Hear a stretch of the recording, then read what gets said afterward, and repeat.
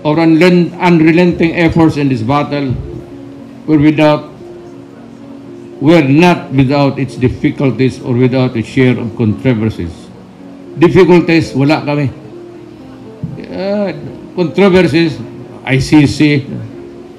Kaya ako naman, I leave it to God. If I go to jail one of these days, or ICC, or if this succeed, I would be happy. I would be happy for what I have done for this country and rot in prison for what I believe. Wala akong ano. Alam mo, naintindihan ng mga tao eh. Yan talaga ang intindihan. Ayan sila, taga Davao, naintindihan nila. Si Bit kasi sa amin kami, classmate kami sa San Pedro. Ang hindi nila naintindihan, yung stand ko dito sa crime is a matter of principle. Yan talaga ang hindi nila naintindihan.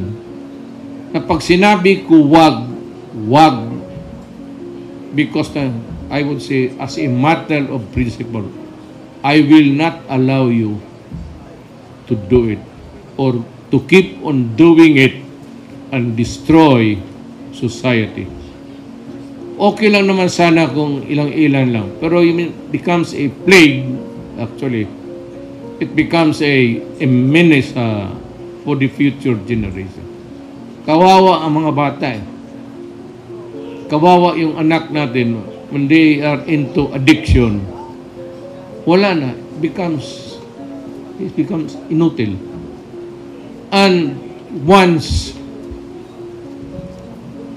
hindi ko ito sinabi. I hope that you'd have time to listen. It's very important. I've been repeating this over all again and again. Pagka may isang tao, bata sa pamilya mo, the family member, the family will become dysfunctional. Tandaan ninyo yan. Magnakaw yan, mag-awa yan. And even sa Davao, in one case, he would rape his own sister. And I was called by the father early morning, alas 4. May iyak sa telepono sa kumpare. Insular Village pa. Yung pinaka-klasa ng subdivision. Di pumunta ako, may iyak. But I could hear the wife inside the van. Pero ang music malakas, pero nagsisigaw ng iyak. Papunta ko lang kung sabi, bakit? Ano nangyari? Akala ko may nag-suicide o sabi niya na yung 45 niya sa drawer kinuha ng anak. Umakyat doon sa tinutukan yung nire-rape yung sister. Pag pumasok sila sa kwarto, tinutukan sila ng baril, hindi lang makapasok. Yung mag-asawa. Pag sabi ko naman sa kanya, alam mo, Adre, pag tinawag ko yung pulis, papasok talaga yung pulis. Hindi mapapayag yung pulis na tinawag sila na pornada. So, papasok yan. Ngayon, madidisgrasya talaga. Either makabaril ng pulis yan at babarilin yung anak mo. Ang problema, baka madama yung isa pang anak mo. Sabi ko, tiisin mo na lang. Just tighten your whatever. Ay, ganun talaga. Yan ang ayaw ko talaga sa droga. Yan, mas marami akong experience as a public employee kaysa iba because I dealt with so many problems. Varied. Lahat ng problema ng society or community maabot sa akin. Isa yan sa most profound experience ko dito sa droga.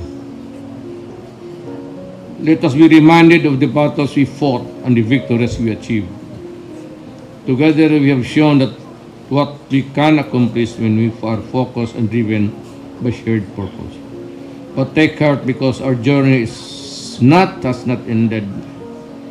We must continue to show and demonstrate our love for the Philippines, especially our children and the next generation. Ang importante sa atin, pawala na tayo eh. Ako wala na. In a few years, kapot na. Yung, ang worry ko yung maiwan.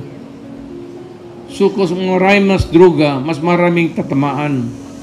Baka, dito sa Maynila, anak ng, hindi ko na lang masabi kung sinong gumagamit ng droga. Magkano pa tayo? Totoo yan. You know, when you are mayor, you get all information. So, alam mo kung sinong para kalimutan na lang natin yan muna. We must continue to show and demonstrate our love for the Philippines. We must continue to stay united in our shared vision. And we must continue inspiring future generations para and to protect them. Yan talaga. If you are at my age, gaya natin, paalis na tayo eh.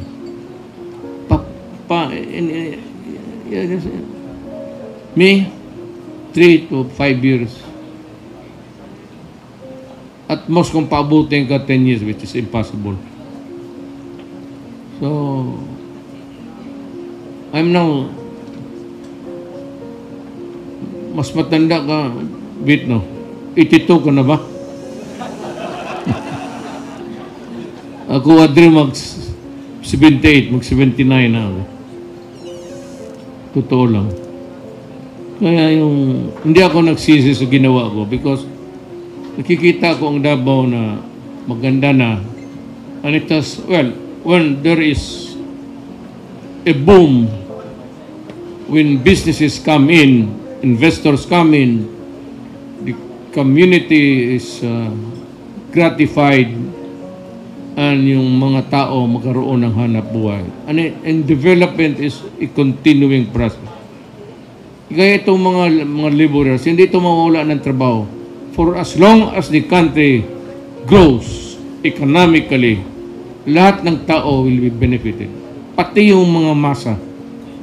Because may mga construction lang yan eh. Kaya lang, sinabi ko sa inyo na may experience na I did talk with one, sinabi nga nila. Kasi yung tinawag ko, sabi ko, nagluksuhan tapos pabalik-balik yung pagkain. Sabi ko, karinderya lang. Magpili kayo ng ulam dyan. So, sabi ko, parang hindi man ito nag-breakfast. Sabi niya, hindi nga. Yun na. Huwag humihingi ng sabaw. Kaya minsan maisip ko, talaga bang nagawa ko ang did I make a difference between palaga sabi ko ano ko talaga, just to be honest, di ko wala, but not individual labor, but for the entire country, for as long as may mga taong ganun. Hindi yung mga ibang lugar mayaman yan sila. And if they choose to be beggars or mga ano sa society nila burden, it's their choice. Ng Amerikano, sige, hit it. Alam mo no, nakikita ko sa pati harap-harapan sa mga pulis, mga kamera, nagbibigay ng at they tolerate it just because of human rights. Hindi pinatay mo lahat, wala yung nakahilira dyan. Look at America. Nandyan sa downtown, may nakatent na sila. So, eventually, it will destroy the make-up of society. Talagang sisirain. Kaya at first blush, dito magkayarian na tayo para hindi na natin palakihin. And I hope that